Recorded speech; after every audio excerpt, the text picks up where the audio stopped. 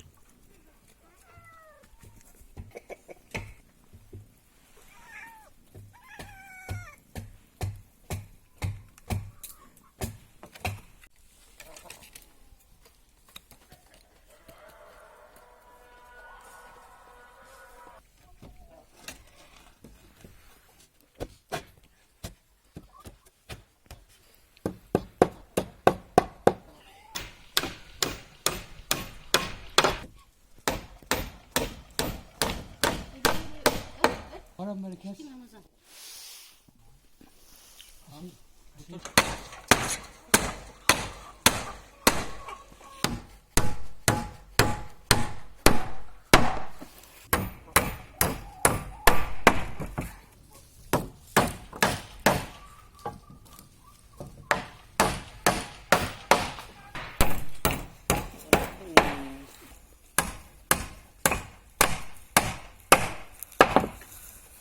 Şimdi yok ama öyle.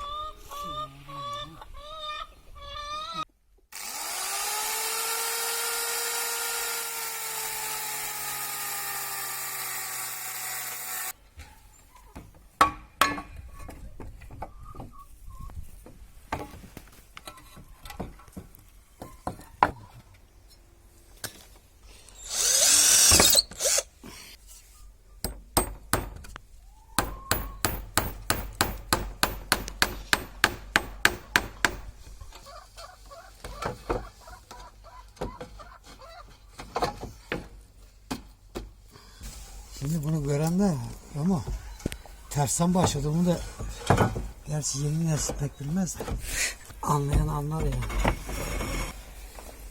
Tersten gitmemizin sebebini de açıkla istersen sen onları. Sen açıkla bakalım, anlat.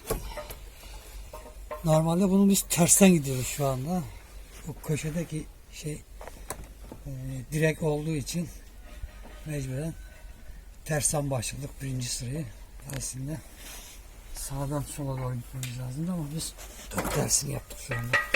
Köşedeki direkten dolayı birinci sırayı da kaymasın, şey yapmasın diye rüzgarda delip çivi çakıyoruz.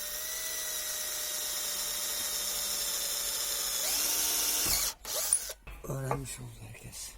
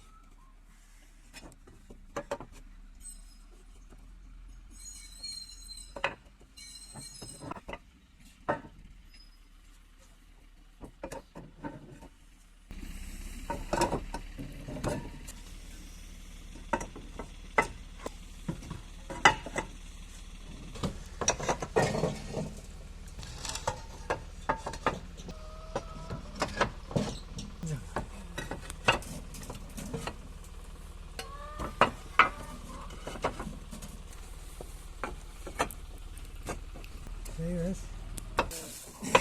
Evet, sonuna geldik.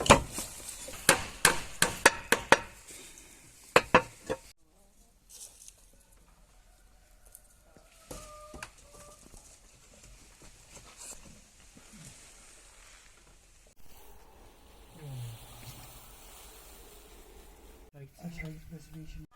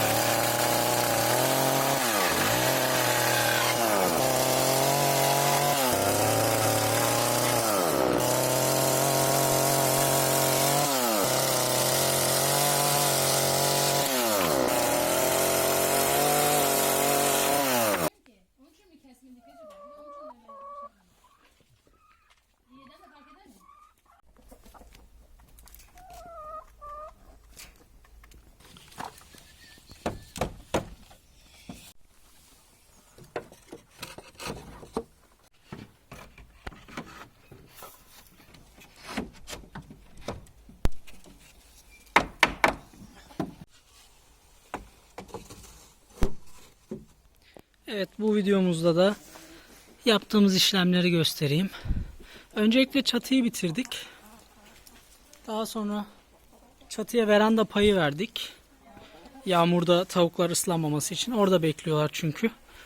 Bu geçen bölümde tamamlamadığımız alınlıkları tamamladık. Bu tarafa da veranda verip alınlık koyduk. Şuraya köşebent koyduk. Daha güzel durması için.